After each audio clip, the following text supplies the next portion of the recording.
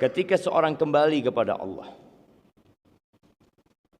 ternyata semua tergantung amalannya. Kenapa Rasulullah sallallahu alaihi wasallam setiap hari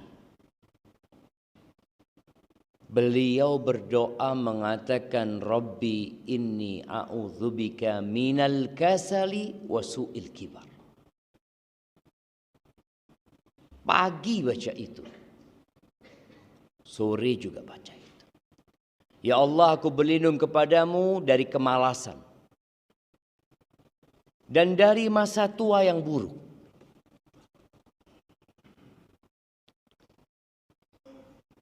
Jazakallah khair. Beliau berlindung dari kemalasan dan dari masa tua yang buruk, yang manusia tidak lagi dapat beramal. Mungkin yang dia lakukan hanya merepotkan orang lain. Ada apa sebenarnya dengan sifat malas yang beliau berlindung alaihi salatu wassalam darinya? Kalau kita renungkan sebuah hadis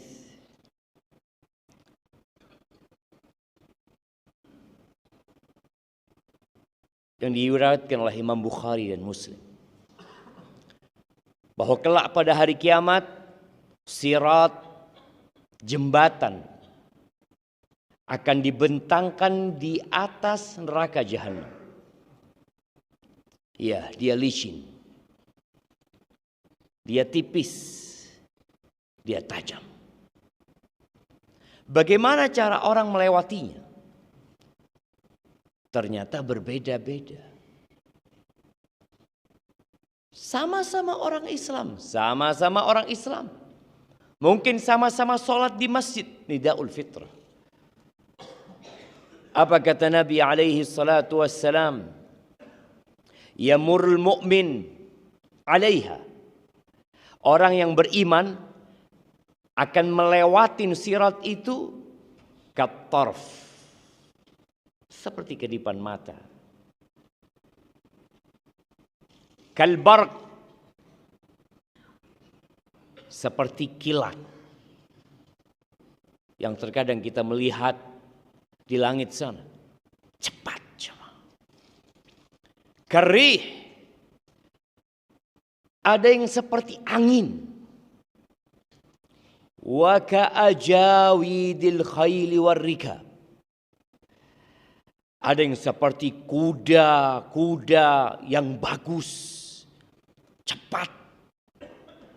Onta-onta yang cepat. Seperti itu perbedaan. Sama-sama orang mukmin. Fanajin musallam, ada yang selamat, nyampe ke surga. Wanajin makhdush, tapi ada yang selamat, tapi ternyata dia terluka-luka. Mungkin terbakar sebagian tubuhnya, tapi dia berhasil melewati sirat. Wanajin makhdush wa makdus fi nari jahannam. Yang terakhir, ada yang tersungkur di dalam neraka jahannam. Hatta yamurra akhirahum yushabu sahban. Yang terakhir itu seperti orang yang ditarik. Dia merangkak. Dia berjalan di atas perutnya kadangkala. Dia ingin selamat. Kok bisa ada yang seperti itu? Ternyata semuanya kembali kepada iman dan amal. Sifat malas ini memiliki peran yang sangat penting dalam melewati sirat yang berada di atas neraka jahanam. Jamaah, ada yang dengar azan langsung ke masjid. Ada yang dengar kajian langsung datang. Ada yang mendengar fadilah puasa Syawal langsung puasa Syawal. Ada yang sampai akhir Syawal belum puasa Syawal. Ada yang dengar fadilah sholat 12 rakaat selain yang wajib, dia laksanakan. Ada yang tidak. Ada yang faham dengan fadilah membaca satu huruf dari Al-Quran. Maka dia pun membuat perjanjian dengan dirinya. Aku harus membaca dalam sehari 1 juz. Ada yang gak peduli membaca Al-Quranul Karim. Dia mengatakan itu kan tidak wajib, Ustaz. Kenapa kita memberatkan diri kita dengan hal-hal yang tidak wajib? Sebenarnya berangkat dari kemalasan. Berat. Kemarin Ramadan kita sholat tarawih. Ada yang 11 rakaat. Ada yang 23 rakaat. Ada yang 33 rakaat. Tapi ternyata kualitas berbeda-beda. Ada yang 11 rakaat sholatnya 3 jam. Ada yang 23 rakaat sholatnya setengah jam. Ada yang pindah masjid karena masjidnya terlalu panjang. Ya, ada 2 hal yang Nabi juga berlindung darinya selain malas ini. Beliau mengatakan, Allahumma inni a'udzubika minal ajzi wal kasal. Ya Allah, aku berlindung kepadamu dari ketidakmampuan dan ketidakmauan. Malas. Ada orang mampu, malas. Ada orang mau tapi nggak mampu. Wallah kepingin anak hadir kajian. Tapi anak nggak punya kendaraan. Yang tetangga masjid mampu tapi nggak mau. Kita dapat melihat yang seperti itu.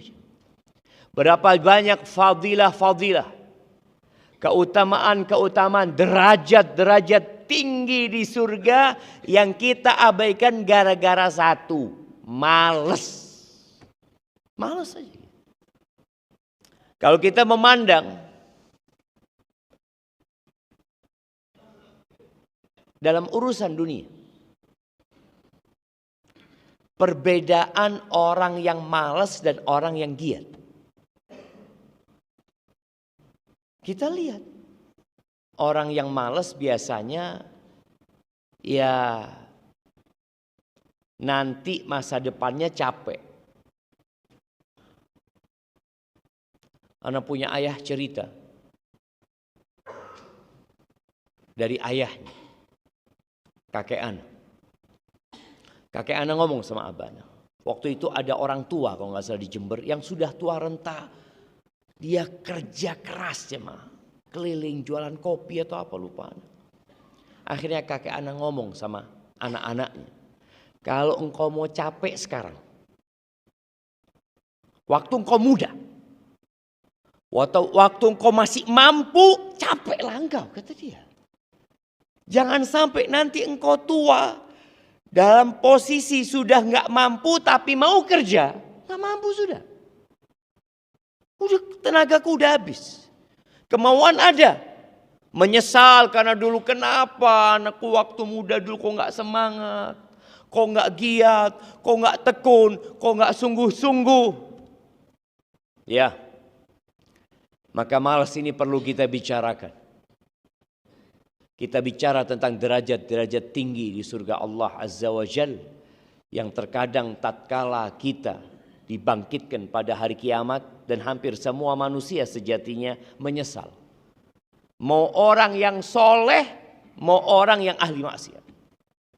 Ketika didatangkan neraka Jahannam. Waji'a yawma idzin bi Jahannam. Yawma idzin yatadzakkarul insan. Pada hari itu manusia ingat. Wa anna lahu dzikra. Apa gunanya ingat pada waktu itu? Orang yang ahli maksiat ingat, kenapa aku tidak tinggalkan maksiat waktu itu. Orang yang soleh, yang taat, yang ahli baca Quran, yang satu hari dia membaca 1 juz bersama, artinya menyesal juga pada hari kiamat. Kenapa aku nggak baca 2 juz? Yang baca 2 juz menyesal, kenapa aku tidak baca 3 juz? Yang sholat malam 5 rakaat menyesal, kenapa kok nggak aku sholat 7 rakaat? Yang 7 rakaat menyesal, kenapa kok nggak 9 rakaat? Terus seperti itu. Wa anna lahu dzikra. Tapi apa gunanya ingat pada waktu itu?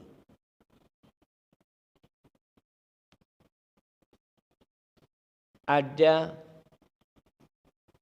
yang datang ke masjid sholat berjamaah, tapi selalu masbuk. Ada apa enggak ada jemaah? Ada, tahu. Orang itu tahu. Apa yang dia katakan? Daripada enggak berjamaah, Ustaz. Karena alhamdulillah masih berjamaah. Orang yang seperti ini sulit untuk maju. Karena dia puas dengan yang paling rendah.